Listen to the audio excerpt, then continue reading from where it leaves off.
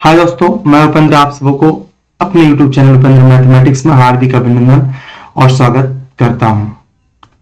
आज मैं उपस्थित हूं आप सबों के बीच इंग्लिश ग्रामर में प्रोनाउन को लेकर। प्रोनाउन बहुत ही इंपॉर्टेंट चैप्टर होता है कंपटीशन के लिए, और इंग्लिश ग्रामर मैं उस व्यू से बताने जा रहा हूं, पढ़ाने जा रहा हूं, जिससे कि एसएससी एग्जाम में जितने भी सारे प्रश्न पूछे जाएंगे वो सारा आपसे हल हो पाए। एसएससी को मद्देनजर रखते हुए मैंने इस चैप्टर को डिजाइन किया है। तो आइए स्टार्ट करते हैं। जैसे देखिए, ये है प्रोनाउन। प्रोनाउन को जानने से पहले हमें नाउन को थोड़ी सी जाननी जरूरी है, क्योंकि प्रोनाउन का डिफिनेशन जो है यह कहता है ये word used in place of noun, एक वैसा शब्द जिसका प्रयोग नाउन के स्थान पर हो, इज कॉल्ड प्रोनाउन, प्रोनाउन कहे जाएंगे। संज्ञा के स्थान पर जिस शब्द का प्रयोग होता है उसे प्रोनाउन कहते हैं, सर्वनाम कहते हैं। भाई ये संज्ञा है क्या, ये नाउन है क्या? नाउन क्या है इसके बारे में जानिए। दुनिया की वो सारी चीजें, सारी वस्तुएं जिसे आप अपनी आंखों से देखते हैं, मैं अपनी आंखों से देखता हूं, सारे के सारे नाउन हैं। पर्वत, पहाड़, झरना, नदी, नाला, घर, मकान, सड़क, है ना, ये सारे के सारे क्या है? आपको नाउन है। सारे के सारे क्या है? संज्ञा है। यहां तक कि मैं आपको बता दूं, किसी एक व्यक्ति विशेष में भी कई नाउन होते हैं। जैसे अगर कोई एक पुलिसमैन को अगर हम पकड़ लें कि भाई इनका एग्जाम्पल लेते हैं, अगर उनका नाम मिस्टर प्रसाद है तो मिस्टर प्रसाद क्या है? एक एसआई है, दरोगा है, तो दरोगा भी एक क्या हो गया? एक नाउन हो गया। वो एक पुरुष है, मेल है, वो भी एक नाउन हो गया, है ना। वो पति के लिए, पत्नी के लिए पति है तो वो भी एक नाउन हो गया। माता के लिए पुत्र है, पिता के लिए पुत्र है, वो भी एक नाउन हो गया। तो एक ही व्यक्ति में कई प्रकार के नाउन निहित है। एक ही व्यक्ति कई प्रकार के नाउन होते हैं, है ना। और रही बात, नाउन को भी कई प्रकार, 5 प्रकार में बांटा गया है। Proper noun, common noun, collective noun, material noun, abstract noun. Proper noun वैसे नाउन, मैं छोटा सा ब्रीफ बता दे रहा हूं आपको, जो खास हो। जैसे किसी नदी का नाम अगर खास ले ले, गंगा, तो ये क्या कहलाएगा? ये प्रॉपर नाउन कहलाएगा। ठीक है, गंगा क्या है? एक प्रॉपर नाउन है। समझ में आ रहा है? किसी व्यक्ति का नाम श्री राम लाल, मोहन लाल, सोहन लाल, ये भी एक प्रॉपर नाउन है। ठीक है, बात समझ में आ रहा है ना। इसी प्रकार से किसी खास नाम को हम लोग प्रॉपर नाउन कहते हैं। कॉमन नाउन किसे कहते हैं? तो कॉमन नाउन जिसे पूरे जाति भर का बोध होता है उसे कॉमन नाउन कहते हैं। जैसे पेन का ग्रुप का सारा, पेंसिल ग्रुप का सारा, फ्रूट्स ग्रुप का सारा, ये सारे के सारे क्या कहलाएंगे? कॉमन नाउन कहलाएंगे। जैसे boys, Ram is a boy, तो राम प्रॉपर नाउन हो गए, लेकिन बॉय हो गया आपका कॉमन नाउन। कलेक्टिव नाउन का मतलब होता है जिसे समूह का बोध होता है, जैसे बंच ऑफ की हो गए, बंच ऑफ ग्रेप्स हो गए। मटेरियल नाउन जिसे नापा तौला जाए, है ना, जैसे दूध हो गया, चावल हो गया, बालू हो गया, ये सब मटेरियल नाउन है ना, लेकिन गिना नहीं जा सके, ये एक डिफिनेशन है उसका। लेकिन इसमें रुपया जो है, मनी एक ऐसा अपवाद है, एक्सेप्शनल है, जिसको काउंट किया जाता है, गिना जाता है। एब्स्ट्रैक्ट नाउन, एब्स्ट्रैक्ट नाउन वैसा हो गया जिसको नापा तौला छुआ गिना नहीं जा सकता है, बल्कि महसूस किया जा सकता है। जैसे दर्द हो गया, प्यार, मिठास, खट्टापन, ये सब। तो आइए, ये नाउन के हम लोगों ने छोटा सा संक्षिप्त सा रूप देखा। अब यहां हम लोग प्रोनाउन का प्रयोग किस प्रकार से करेंगे, आइए देखते हैं। कहता है कि बार बार अगर एग्जाम्पल में कहा जाए कि राम इट्स मैंगो, राम आम खाता है, Ram place cricket, Ram cricket खेलता है, तो ऐसा जान पड़ता है कि ये राम कहीं कोई अलग तो है नहीं, कहीं ये राम मैंगो खाने वाला कहीं अलग है, क्रिकेट खेलने वाला राम अलग है। ऐसा जान पड़ता है कि बार बार राम राम राम अगर कहें तो लगता है ऐसा कि नहीं, शायद ये राम अलग हो सकते हैं, है ना। Sitara goes to school, Sitara plays hockey. तो कई प्रकार से ऐसे बार बार अगर हम नाम को, एक ही नाम को रिपीट करके सेंटेंस बनाते हैं तो ऐसा लगता है कि ये नाम अलग अलग है। तो इसी नाम को एक खास बनाने के लिए उसके स्थान पर किसी एक अन्य वर्ड का यूज किया जाता है जिसे हम लोग प्रोनाउन कहते हैं। जैसे एक बार अगर लिख दिए कि राम इट्स मैंगो, इसके जगह ही आ गया, तो राम के लिए क्या आ गया, राम के लिए ही आ गया, इसका मतलब ही क्या हो गया, प्रोनाउन हो गया। अगर कोई लड़की सीता रहती, सीता की जगह ये सी आता तो सी हो गया आपका प्रोनाउन। बात समझ में? और ऐसे भी पर्सन चार्ट में हम लोग जितनी भी सारी चीजों को देखते हैं सब का सब प्रोनाउन है। क्या आप पर्सन चार्ट के बारे में जानते हैं? चलिए देखिए, ये पर्सन चार्ट मैं आपको बताता हूं। ये पर्सन चार्ट, जैसे देखिए ये पर्सन चार्ट,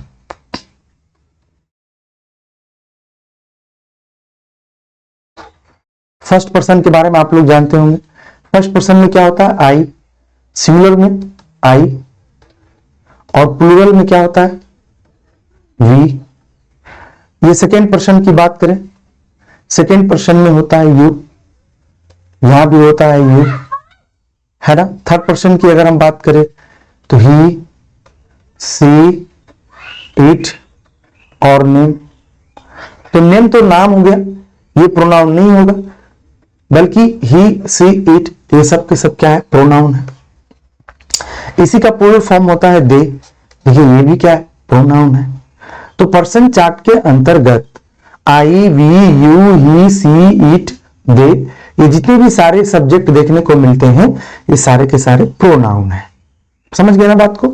चलिए अब हम लोग एक एक करके चर्चा करते हैं, है ना, और आगे बढ़ते हैं। जैसे अभी आपने देखा, अब यहां देखिए example, Ram and Shyam, place, यहां प्लेस नहीं होगा, प्ले होगा। Ram and Shyam play cricket, Ram and Shyam play cricket, play cricket, है ना, क्योंकि राम एंड श्याम यहां दो सब्जेक्ट है, इसके लिए V1 का प्रयोग होगा। तो राम और श्याम क्रिकेट खेलते हैं, इसका हिंदी होता है। तो राम एंड श्याम के बदले, ये दो नामों के बदले हमें एक ही प्रोनाउन का इस्तेमाल करना है जिसका नाम है दे, दे, और यहां हो जाएगा फिर प्ले क्रिकेट, है ना, दे प्ले क्रिकेट हो जाएगा। क्लियर? क्योंकि दे क्या है, एक प्लूरल सब्जेक्ट है, और प्लूरल सब्जेक्ट के साथ, है ना, प्लूरल वर्ब का प्रयोग होता है। समझ गए ना बात को? अब यहां है तीसरा, Sita and Geeta are going to market, Sita and Geeta are going to market. यहां देखो सीता और गीता दो नाम है, और ये दोनों नामों के लिए प्रोनाउन क्या बनेगा, दे बनेगा। फिर एज इट इज सारा का सारा चीज लिखा जाएगा, are going to market. The dog is black, कुत्ता काला है, कुत्ता के लिए इज का प्रयोग होगा। तो आपने देखा कि जब दो प्रकार के नाम होंगे तो दो प्रकार के नामों के लिए दे का प्रयोग होगा प्रोनाउन के रूप में, है ना। चाहे वो नाम दोनों का दोनों बॉय हो, चाहे वो नाम दोनों का दोनों गर्ल का हो, लेकिन दोनों के लिए यहां दे का प्रयोग होगा। आपके माइंड में कहीं यह भ्रम हो जाए कि क्या ऐसा नहीं हो सकता कि अगर दो अलग अलग नाम हो और दोनों में एक मेल और एक फीमेल का नाम हो, जैसे राम एंड सीता हो, Ram and Sita go to market, इस प्रकार से अगर हो तो क्या इसका प्रोनाउन क्या हो सकता है? तो भाई राम एंड सीता ये दोनों के लिए भी दे का ही प्रयोग होगा। या तो दोनों मेल मेल हो, या तो दोनों फीमेल फीमेल हो, या तो एक मेल और एक फीमेल हो, लेकिन ये दोनों के लिए दे का ही प्रयोग होगा प्रोनाउन के रूप में। ये बात समझ में आया? बढ़ते हैं नेक्स्ट स्लाइड की ओर। अब है काइंड्स ऑफ प्रोनाउन, प्रोनाउन के प्रकार। पर्सनल प्रोनाउन, ये पहला है पर्सनल प्रोनाउन, पुरुषवाचक सर्वनाम, पुरुषवाचक सर्वनाम। जैसे आई माने मैं, मी मुझे, वी हम लोग, अस हम लोगों का, you he she it they them, इन सबों को हम लोग पर्सनल प्रोनाउन कहते हैं। इन सबों को हम लोग क्या कहते हैं? पर्सनल प्रोनाउन कहते हैं। आप यहां देखिए देम, है ना, इन सबों को पीपी, पीपी का मतलब पर्सनल प्रोनाउन कहते हैं। बात समझ में आ गया? चलिए आगे बढ़ते हैं। देखिए अब है कि forms of personal pronoun, forms of personal pronoun. Personal pronoun का फॉर्म क्या है ये समझिएगा। सब्जेक्टिव या नॉमिनेटिव फॉर्म। सब्जेक्ट, मैं आपको बता दूं ये सब्जेक्ट का मतलब क्या हुआ कि जब किसी प्रोनाउन का प्रयोग सब्जेक्ट के फॉर्म में हो, सेंटेंस में कोई भी काम को करने वाले पर्सन को हम लोग सब्जेक्ट कहते हैं। राम आम खाता है, तो आम खाने का काम कौन कर रहा है? राम कर रहा है, तो राम सब्जेक्ट होगा। मैं विद्यालय जाता हूं, आई गो टू स्कूल, विद्यालय जाने का काम कौन कर रहा है? मैं कर रहा हूं, आई कर रहा है, तो आई सब्जेक्ट हो गया। आप ऐसे भी समझ सकते हैं कि जब मारपीट का एग्जांपल ले लीजिए कि जो मारने वाला होगा सब्जेक्ट में, सेंटेंस में, वो सब्जेक्ट कहलाएगा, और जो मार खाने वाला होगा वो ऑब्जेक्ट कहलाएगा। जैसे एग्जांपल ले लिया जाए कि राम बीट्स मोहन, राम मोहन को पीटता है, तो पीटने का काम कौन कर रहा है? राम। मार के आया उधर से, है ना, पूरा खुश, दे दिए आज, है ना, मार दिए घुसा। आप देखे होंगे कि अक्सर लड़ाई झगड़ा के केस में जो मारने वाला होता है ना, बड़े खुश रहता है, बहुत खुश रहता है, मार के आया है, पूरा उसके चेहरे पे ना पूरा हरियाली रहती है। लेकिन जो कोई, जैसे यहां मोहन हो गया, मोहन पिटा गया, पिटा करके मोहन आया उधर से, बिल्कुल साइलेंट है, कोई किसी से बातचीत नहीं कर रहा, पूछता अगल बगल वाले लोग, अरे भाई क्या हुआ तुमको? अरे नहीं कुछ हुआ, बस ऐसा ही यार, तबीयत खराब है। क्योंकि वो मार खा के आया, कुछ बोलेगा नहीं, इंसल्ट हो जाएगा ना। लेकिन राम पूरा हरियरी में है कि कोई पूछ दे तो मैं उसे बता देता हूं कि मैं तो मार कर आया हूं। नहीं भी कोई पूछता है तो जबरदस्ती ही बोल देता है, ऑब्वियसली बोल देता है, अरे आज तो मैंने पीटा है, बड़ा खरखर बन रहा था, दिए घुसा उसको एक ठूसा, है ना। तो कहने का मतलब है कि जो कोई सेंटेंस में मारने का काम करता है, ऐसे भी एग्जाम्पल में समझिए, यह किसी वर्ब को करता है, किसी काम को अंजाम देता है, खुद से करता है, सब्जेक्ट कहलाता है। जिस पर काम अप्लाई होता है वो ऑब्जेक्ट कहलाता है। तो यहां देखिए, आई क्या हो गया? सब्जेक्ट हो गया। मी क्या हो गया? ऑब्जेक्ट हो गया। वी क्या हो गया? सब्जेक्ट हो गया। वी माने हम लोग। अस क्या हो गया? ऑब्जेक्ट फॉर्म हो गया। आपसे पूछा जाएगा कि वी सब्जेक्टिव फॉर्म है, अस क्या है? ऑब्जेक्टिव फॉर्म है। वी का ऑब्जेक्ट क्या होगा? अस।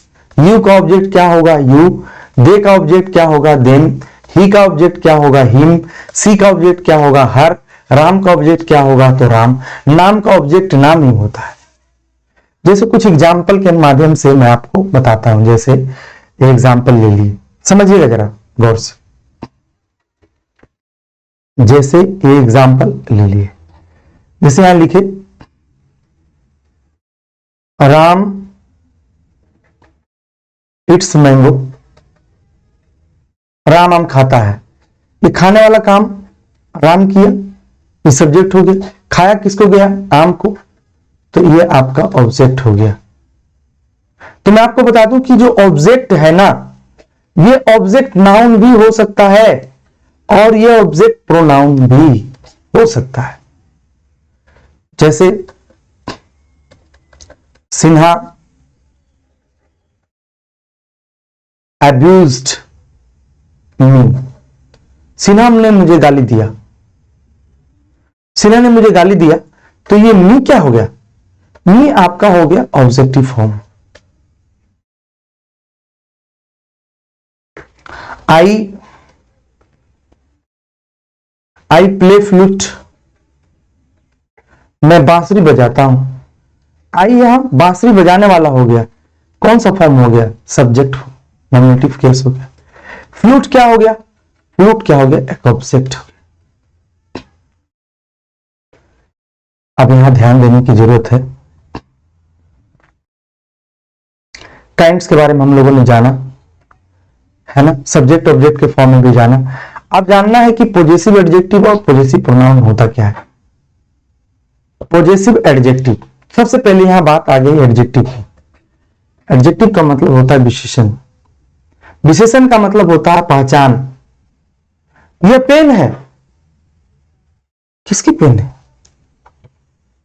अगर उसके पहले लग जाए कि मेरी पेन है, मेरी कलम है, तो मेरी, मेरी, माई, माई, विशेषता बताया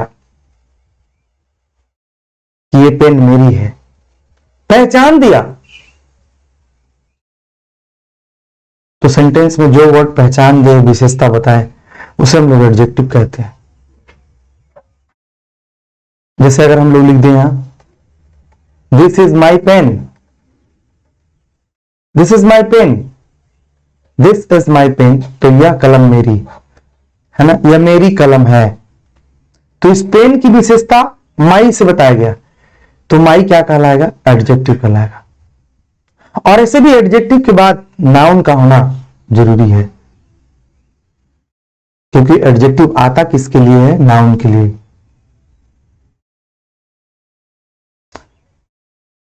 मैं आपको बता दूं कि आई का जो पॉजेसिव एडजेक्टिव है माई है, और आई का पॉजेसिव प्रोनाउन माइन है। वी का आवर और पॉजेसिव प्रोनाउन आवर्स हो गया। यू का पॉजेसिव एडजेक्टिव योर और पॉजेसिव प्रोनाउन योर्स हो गया। ही का पॉजेसिव एडजेक्टिव हीज और पॉजेसिव प्रोनाउन भी हीज ही होगा। सी का पॉजेसिव एडजेक्टिव हर और इसका हर्स। दे का दियर, यहां दियर्स होगा। अब एग्जाम्पल समझिएगा, this is mine, this pen is mine, इसका हिंदी हुआ कि यह कलम मेरी है, और इसमें फिक्स है, निश्चितता है कि यह कलम मेरी ही है। लेकिन इस सेंटेंस में देखिए, दिस इज माई पेन, यह मेरी कलम है, यह मेरी कलम है। और ये पेन के पहले माई का प्रयोग हुआ है, मतलब ये नाउन के पहले एडजेक्टिव आया है। लेकिन जो पॉजेसिव प्रोनाउन होता है उसमें ऐसा कंडीशन नहीं होता। फिर देखिए, दीज आर आवर पेन्स, ये सब हमारी कलमें हैं, तो पेन्स के पहले जो आवर आया है वो एडजेक्टिव है, एडजेक्टिव का काम कर रहा है। दीज पेन्स आर आवर्स, ये सब कलमें हमारी। ये दोनों सेंटेंस को फर्क बताने के लिए मैं आपको बता दूं कि जब तक किसी चीज की, मान लिया जाए कि आपका पेन खो गया हो और आप अपने जैसा पेन किसी के हाथों में आप देखे, तो आप कहने लगे this is my pen. Second वाले सेंटेंस को देखिए, दिस इज माई पेन, यह मेरी कलम है। अरे लगता है ये मेरा कलम है। सामने वाला कहेगा, क्या तेरा ही एक ऐसा कलम होता है? तेरा ही एक ऐसा पेन होता है? बाजार में तो बहुत सारे ऐसे पेन हैं। लेकिन जब आप उस पेन को लिखते लिखते कहीं दांत से चबा गए होंगे, एक चिन्ह दे दिए होंगे, या जला दिए होंगे, या तोड़ दिए होंगे, और वही पेन अगर बगल वाले के हाथों में मिल जाए, तो आप पहला वाला सेंटेंस बोलेंगे, दिस पेन इज माइन, यह मेरी की कलम है, मेरा ही पेन है। कैसे? देखो, मैंने दांत से चबाया है, देखो मैंने ये लकीर लगाया था, देखो मैंने इस पेन में ये चिन्ह दिया था, उसकी विशेष पहचान हो गई। तो जब ऐसे विशेष पहचान हो जाए, सेंटेंस में अधिकार पर ज्यादा अधिकार होना शुरू हो जाए, किसी वस्तु पर ज्यादा अधिकार और फिक्स अधिकार, तब वह कहलाता है possessive pronoun. This pen is mine, यह कलम मेरी ही है, मेरी ही है। बात समझ रहे हैं ना? यह कलम मेरी ही है। आइए थर्ड वाले सेंटेंस को देखिए, दीज आर आवर पेन्स, ये सब हम लोगों का कलम है।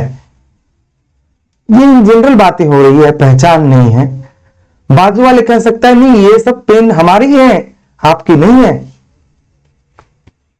लेकिन जब उस पेन्स में कुछ पहचान हो जाए, विशेष पहचान, तब आप ये गीत गाना शुरू करेंगे, दिस पेन्स आर आवर्स, ये सारी कलमें मेरी है, देखो मैंने ये पहचान लगाया उसमें, वो पहचान लगाया उसमें। तो आप समझ गए होंगे कि जब सेंटेंस में अधिकार जताने के लिए ज्यादा दबाव दिया जाता है तो दबाव के केस में एक पहचान होता है, एक फिक्स होता है, एक डिफिनिट होता है ना, तब उसमें हम लोग पॉजेसिव प्रोनाउन का प्रयोग करते हैं।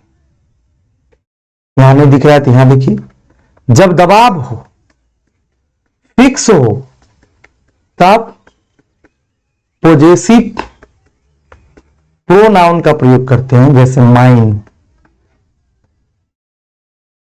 दबाव नहीं हो, इन जनरल हो तो माई का प्रयोग करते हैं, इसे हम लोग पॉजेसिव एडजेक्टिव कहते हैं।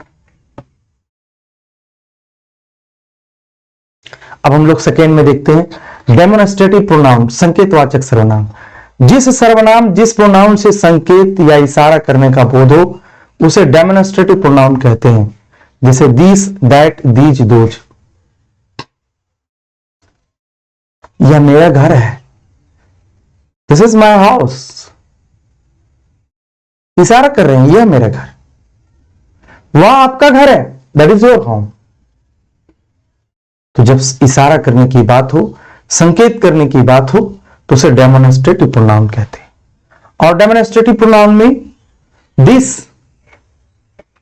दिस और दीज। दिस का मतलब होता है जिसमें एक का प्रयोग किया जाए, एक को संकेत किया जाए। दीज में एक से ज्यादा को संकेत किया जाए। लेकिन खास ये दोनों में कुछ खास बात है। दिस का प्रयोग नजदीक की वस्तुओं को संकेत करने के लिए किया जाता है और दैट का प्रयोग दूर के वस्तुओं को संकेत करने के लिए किया जाता है। दैट, वह देखो, वह दैट मतलब दूर। दिस यह मतलब नजदीक। तो आप समझ गए होंगे कि दिस का प्रयोग नजदीक की वस्तुओं को संकेत करने के लिए और दैट का प्रयोग दूर की वस्तुओं को संकेत करने के लिए किया जाता है। आइए तीसरा नंबर डिस्ट्रीब्यूटिव प्रोनाउन के बारे में जानना। व्यष्टिवाचक सर्वनाम। Each, either, neither, every, none, ETC को डिस्ट्रीब्यूटिव प्रोनाउन कहते हैं। ईच, आइदर, वन, अनदर, है ना। इसमें क्या होता है ना, अब यहां देखिए एक रिसिप्रोकल प्रोनाउन यहां बगल में पढ़ना है। रिसिप्रोकल प्रोनाउन का मतलब हुआ पारस्परिक सर्वनाम। जब इसी ईच के साथ अदर लगा दिया जाए, वन के साथ अनदर लगा दिया जाए तो पारस्परिक संबंध का बोध होता है और इसे हम लोग रिसिप्रोकल प्रोनाउन कहते हैं।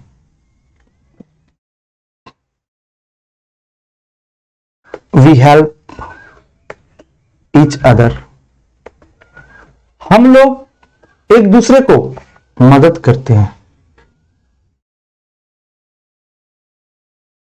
बात समझ में आया? तो इस प्रकार से हम लोग ने देखा कि ईच अदर और वन अदर रिसिप्रोकल प्रोनाउन है। आगे बढ़ते हैं। रिफ्लेक्सिव प्रोनाउन, निजवाचक सर्वनाम। निजवाचक का मतलब वैसा सर्वनाम जिससे खुद का बोध हो। माई सेल्फ, मैं यह काम खुद करता हूं। I do this work myself, आप अपने घर खुद जाते हैं। You go to your home your self.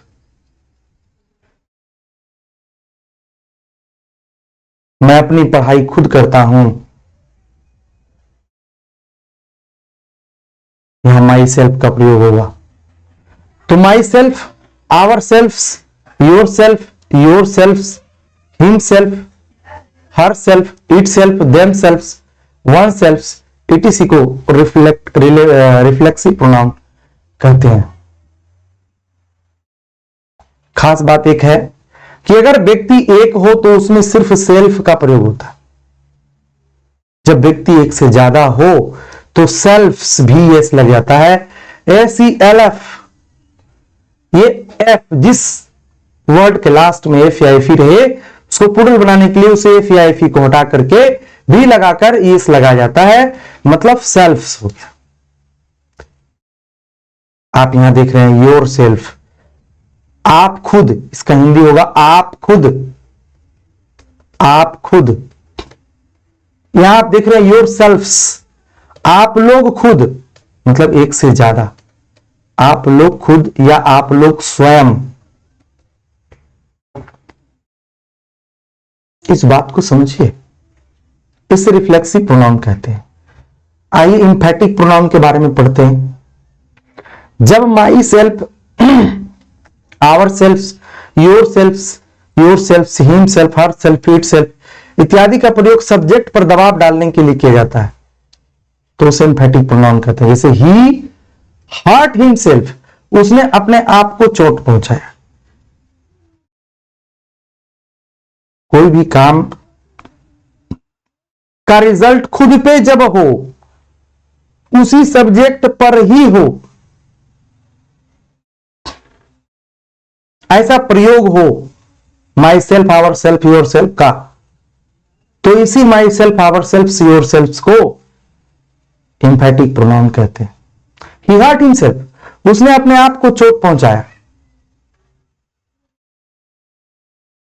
आप देखिए कि सब्जेक्ट पर ही असर पड़ा है। किसी से प्रेम कर बैठा, लेकिन उसे दगा ना देकर खुद को दगा दिया, उसे चोट ना पहुंचाकर खुद को चोट पहुंचाया। जब इस प्रकार की बातें हो तो उसे हम लोग इंफैटिक प्रोनाउन कहते हैं। अब आइए अगला, इंडिफिनिट प्रोनाउन, अनिश्चयवाचक सर्वनाम। वैसा प्रोनाउन जिससे निश्चितता का बोध ना हो, उसे इंडिफिनिट प्रोनाउन कहते हैं। कोई निश्चित फिक्स की बातें नहीं हो। एवरीबॉडी, प्रत्येक व्यक्ति, एवरीबॉडी, प्रत्येक व्यक्ति को ये सामान मिलेगा, वो सामान मिलेगा, ये गिफ्ट मिलेगा, वो गिफ्ट मिलेगा, सरकार द्वारा दी गई रियायतें मिलेगी प्रत्येक व्यक्ति को। प्रत्येक व्यक्ति मतलब कौन? अरे कौन कौन इसमें शामिल है, ये फिक्स नहीं है। कुछ लोगों को दवाइयां उपलब्ध होंगी, समबडी। कुछ लोगों में कौन? मैं, आप, वो, कौन? ये फिक्स नहीं है। किसी को खाना नहीं मिलेगा, नोबडी। किसी में कौन? जब ये फिक्स नहीं हो तो ऐसे प्रोनाउन को इंडिफिनिट प्रोनाउन, अनिश्चयवाचक सर्वनाम कहते हैं, जिसमें आपका आ गया everybody, somebody, nobody, everybody, somebody, everybody, somebody, nobody, anybody, everybody, someone, no one, anyone, everything, something, nothing, all, some, any, both, another, much, few, little. सबका इस्तेमाल अलग अलग है। अगले सेशन में सबका इस्तेमाल अलग अलग हम लोग पढ़ेंगे। कब एवरीबॉडी, कब समबडी, कब नोबडी, कब एनीबॉडी, कब एवरीबॉडी, सबका माने मतलब भी समझेंगे, कब किसका कैसे प्रयोग होता है। तो दोस्तों, ये था प्रोनाउन का एक छोटा सा संक्षिप्त रूप, जिसके बारे में आप लोगों ने जाना। और भी इसमें प्रोनाउंस हैं, और भी अगले सेशन में हम लोग जानेंगे। साथ ही साथ अभी बहुत इंपॉर्टेंट चीज बाकी है, जो कि इसके रूल्स हैं।